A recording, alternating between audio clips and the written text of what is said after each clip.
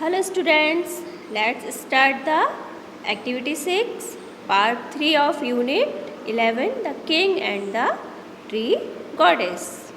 We have completed our 2 parts and this is the remaining last part. So, let's read the chapter. That's true enough, good tree goddess, said the king, but all the same I cannot spare you. My mind is made up. My will cannot be shaken.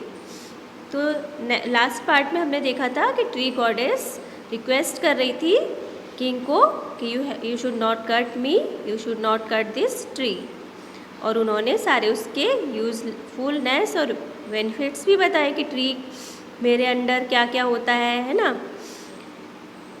तो king ने बोला कि हाँ, जो भी तुम बोल रही हो वो तो सब सही है, बट ऑल द सेम मतलब एट द सेम टाइम, साथ ही साथ ये भी है कि मैं आपको नहीं छोड़ सकता हूँ। इस पर मतलब सेव करना है ना। मैंने तो मन बना लिया है, अब वो मेरे मन को कोई नहीं हिला सकता है। शेकिन मतलब उसको कमज़ोर करना या हिलाना। The tree goddess sank her head upon her breast and spoke in tone of great sorrow.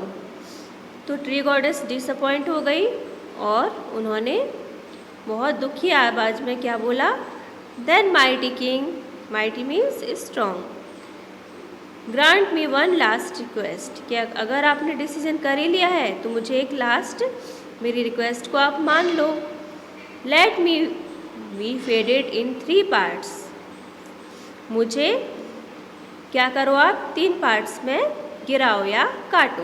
First my head with its crown of waving greenery, सबसे पहले क्या करो मेरे सिर को, जो कि क्या है वेविंग ग्रीनरी, मतलब यहाँ पर क्या होगा उसका मतलब लीव्स, मेरी ग्रीन लीव्स है जिसमें।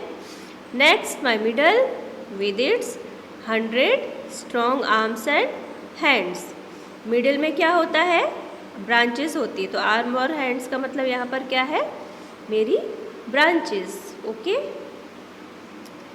Then last my base which bears the heaviest and knottiest of my limbs upon it, and last में मेरे बेस को, बेस मतलब ट्रंक है उसका, तना है, उसको आपको करना है जो कि मेरे मोस्ट डिफ़िकल्ट पार्ट्स को, नोटिएस्ट का मतलब मोस्ट डिफ़िकल्ट पार्ट को उसने क्या किया हुआ है, बियर किए हुए हैं, मतलब सहन कर रहा है ना। This is a strange request said the king, तो किंग ने बोला ये तुम्हारी रिक्वेस्ट तो बहुत स्ट्रेंज है, ऑड है। I have never before heard of someone who wish to suffer the death stroke thrice, अब किसी को एक बार में मार देना या बार बार उसको स्टेप करना तो क्या ज़्यादा पेनफुल होगा, so many times.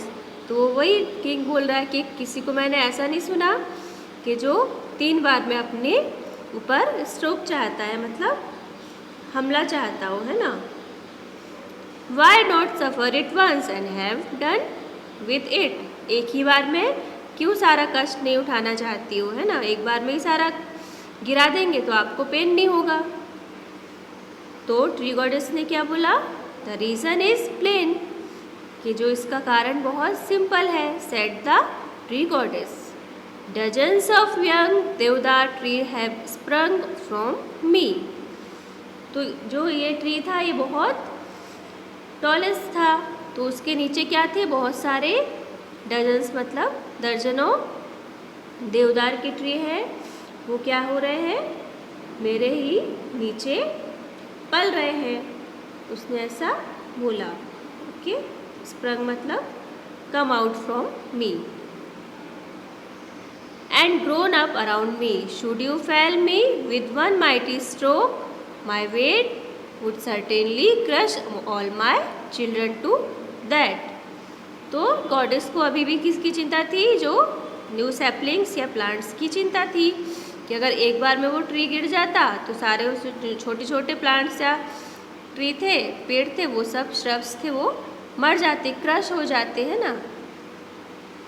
But if I suffer the stroke 3 times and fall in 3 pieces, some of the young ones may escape, लेकिन अगर थ्री पार्ट्स में मुझे काटोगे तो क्या होगा, कुछ जो यंग है मेरे ट्री, मतलब छोटे छोटे ट्री है, वो बच जाएंगे। एस्केप मतलब बचना, सेव हो जाएंगे। इज़ माई प्रेयर ग्रांटेड, क्या मेरी प्रेयर ग्रांटेड कर रहे हो मतलब मान रहे हो आप। इंडीड इट इज़, इंडीड मतलब ऑफ कोर्स, अवश्य मैं ये मानूंगा। Said the king as the tree goddess faded from his vision, और जैसे किंग ने बोला ट्री गॉडेस वहाँ से उसकी नज़रों से दूर हो गई। फेड मतलब disappear. The next morning the king called his children and his minister and his forester to him and told them that he had changed his mind and that the column for the new palace be built of stone, not wood. तो जब king ने इतनी kindness देखी वो tree goddess की, तो उन्होंने अपना माइंड चेंज कर लिया और सबको क्या बोला कि अभी किससे जो उसका पैलेस का कॉलम बनना है वो किससे बनेगा, स्टोन से बनेगा, वुड से नहीं, मतलब ट्री को नहीं काटना है। For said he within the deodar tree lives a spirit nobler than my own, क्योंकि इस देवदार ट्री के अंदर एक जो आत्मा रहती है, स्पिरिट रहती है, वो बहुत नोबलर मतलब वेरी काइंड है। And he told that of his vision and they all marvelled, और उसने जो भी बताया वो सब क्या है, मार्वल है, मतलब प्रेजिंग है, एडमायर करने के लायक है।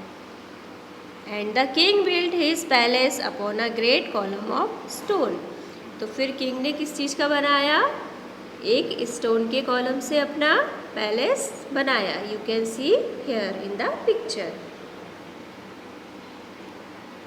Taking the example of the king no one build their houses of wood any more, तो जब जैसा राजा करेगा वैसी प्रजा करेगी, है ना। तो उसका एग्जाम्पल देखकर और भी लोगों ने वुड को काटना बंद कर दिया और अपने हाउस किससे बनाने लगे, स्टोन से बनाने लगे, और कोई भी लकड़ी से अभी हाउस नहीं बनाता था फिर वहाँ। The houses were made of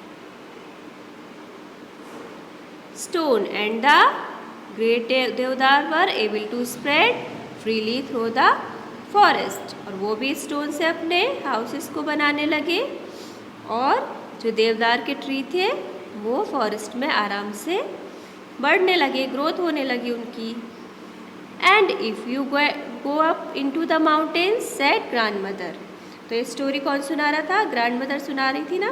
तो उन्होंने कहा अगर आप भी माउंटेन जाओगे तो आप क्या देखोगे कि you can still find those forests all the way up the sacred river Ganga to its source near the eternal snow. तो आप हिली एरिया में जाते तो आप देखते हो ना देवदार सिडार वो सब वहाँ पर, तो आप देखोगे कि गंगा के किनारे जो पवित्र गंगा है, होली सीक्रेट मतलब होली रिवर है, उसके आसपास ये सारे फॉरेस्ट देखोगे, और वो सब क्या है, स्ट्रेट पॉइंट, सोर्स मतलब सीधे कहाँ से निकल रही है, इटर्नल स्नो से। गंगा कहाँ से निकलती है, हिमालय से निकलती है ना, यहाँ इटर्नल स्नो का मतलब क्या है, हिमालय। ओके, तो आपको समझ में आया ना, स्टोरी अच्छी लगी ना। तो we have to take care of our forest, our trees, हमको उनकी देखभाल करनी है। Not to cut unnecessarily, unnecessary उनको कट नहीं करना है। And we have to plant more and more green tree, है ना, हमको ज़्यादा से ज़्यादा ग्रीन प्लांट्स लगाने हैं, they will help us. Okay, तो अपनी एक्टिविटी फिनिश हो गई है। Thank you.